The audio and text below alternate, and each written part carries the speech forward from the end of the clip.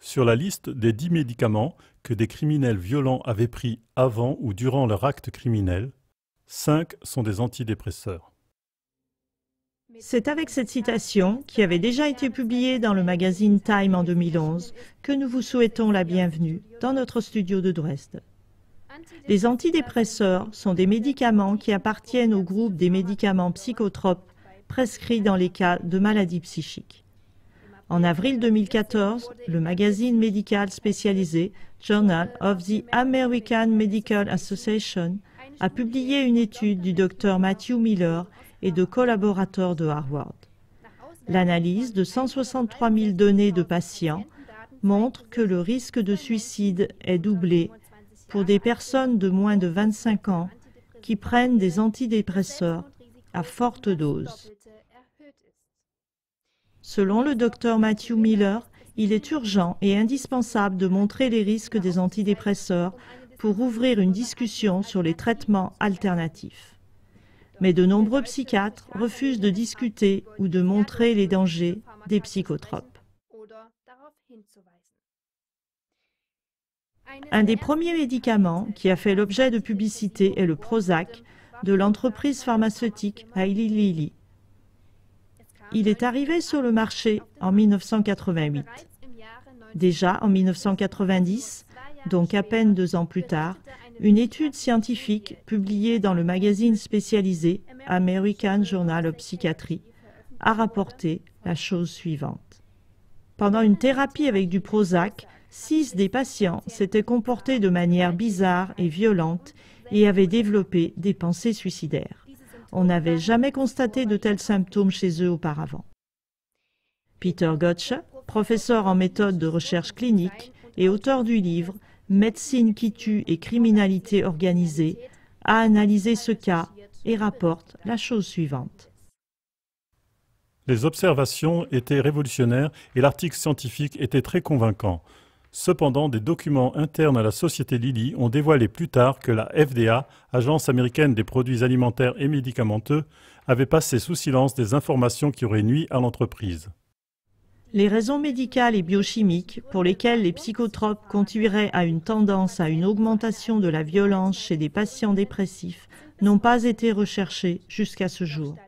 Mais au lieu d'étudier les effets secondaires et de mettre en garde, l'industrie pharmaceutique essaie de cacher cela depuis des années.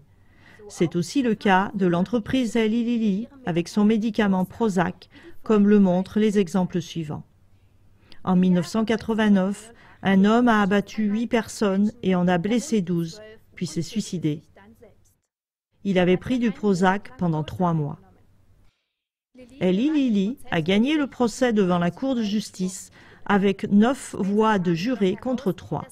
Il a été avéré plus tard que Lilly avait conclu un marché avec les plaignants. Le juge a dit plus tard, je cite, « Lilly voulait non seulement acheter le jugement, mais aussi la Cour de justice. » David Ely, professeur en psychiatrie, a mené et publié différentes études sur les médicaments psychotropes. Il écrit: La relation entre les crimes avec violence et les médicaments antidépresseurs fait partie des secrets les mieux gardés de la psychiatrie. Selon le professeur Ely, 90% des crimes dans des écoles ont été commis sous l'influence de psychotropes. Une question se pose. Y a-t-il des alternatives aux psychotropes lors des dépressions? La Harvard Medical School, une faculté de l'université de Harvard, cite comme traitement alternatif contre la dépression une étude de 1999 avec 156 patients lourdement dépressifs. Au lieu de leur donner des médicaments, on avait conseillé de faire du sport. 16 semaines plus tard, dans ce groupe qui avait fait du sport et qui n'avait pas pris de médicaments, il n'y avait plus que 30% de dépressifs. Le professeur Gottsche arrive à la conclusion suivante après des années de recherche approfondie sur les médicaments psychotropes. Nos citoyens se porteraient mieux si tous les médicaments psychotropes disparaissaient du marché. Il est indéniable que ces médicaments sont plus nocifs que bénéfiques. Il est indéniable que de nombreux médicaments font de toute évidence plus de mal que de bien Et la question se pose à nouveau de savoir s'il s'agit ici d'ignorance ou de meurtre volontaire. CLA TV a étudié cette question dans l'émission en allemand du 21 février 2015 et en a conclu qu'il peut difficilement s'agir d'ignorance. Sinon, pourquoi des médicaments dont les risques mortels sont connus sont quand même mis sur le marché? À cet endroit, nous devons mentionner une fois de plus les Georgia Guidestones aux USA. Il s'agit d'un monument en granit sur lequel est gravé le texte suivant en 8 langues. Je cite.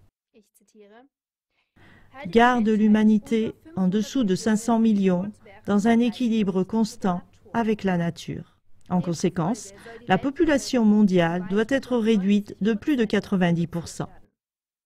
Ce qui était jusqu'alors décrit comme une théorie de conspiration incroyable, que la population est réduite de manière ciblée par des guerres, des famines, des programmes de contraception et justement des médicaments, etc., doit être vérifié dans la pratique. Pourrait-il néanmoins s'agir d'un fait de conspiration?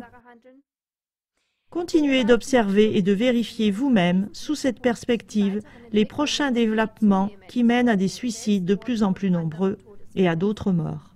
Au revoir.